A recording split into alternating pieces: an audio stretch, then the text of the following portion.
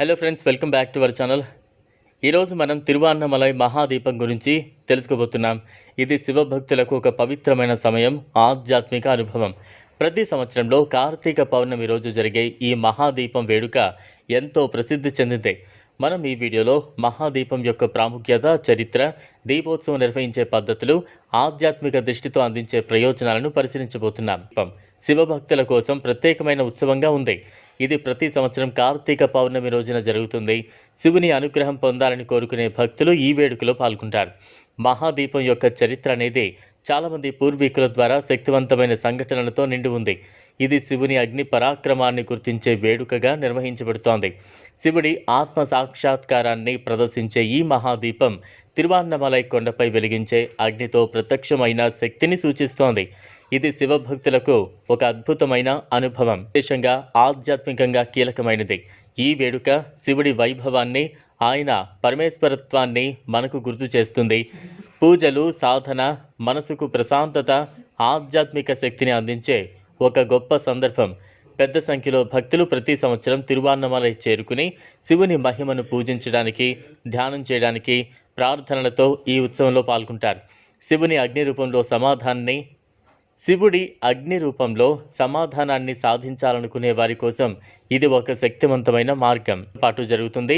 ఇందులో వివిధ రకాల పూజలు, విశేష కార్యక్రమాలు నిర్వహించబడతాయి. 10వ రోజున ప్రధాన ఉత్సవం మొదలవుతుంది.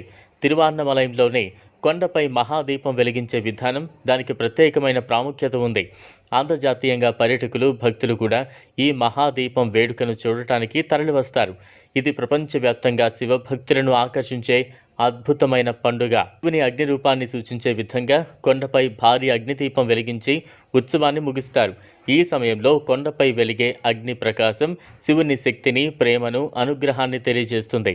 భక్తులు ఈ అగ్ని దీపాలను చూస్తూ శివుని సాధనలో ఉన్న అగ్ని శక్తి తమ జీవితంలో కూడా వెలుగును నింపాలని ప్రార్థన చేస్తారు. ఇది ఆధ్యాత్మికంగా ఎంతో శక్తివంతమైన అనుభవం. ఈ మహాదీపం ఉత్సవం శివభక్తులకు, సాధకులకు ఆధ్యాత్మిక ప్రయోజనాలను అందిస్తుంది. పూజ, దీపారాధన, ధ్యానం వంటి అన్ని కార్యక్రమాలు భక్తుల మనస్సును శాంతి, ప్రశాంతతకు నడిపిస్తాయి. పారిజాత పుష్పాల వాసన, అగ్ని వెలిగించడం, కొండపై శివుని రూపాన్ని చూస్తూ భక్తులు శివుని అనుగ్రహాన్ని పొందుతారు. ఇది వారి జీవితాలలో దుఃఖాన్ని, బాధలను తొలగించి కొత్త ఆశలు, ఆనందాలు తీసుకువస్తాయి. ఆధ్యాత్మిక ప్రయాణం అవుతుంది. ఇది శివుని అనుగ్రహాన్ని పొందే మార్గం. ప్రతి భక్తుడు ఈ వేడుకలో పాల్గొని తన హృదయాన్ని శివునితో జత చేసే ప్రయత్నం చేస్తాడు.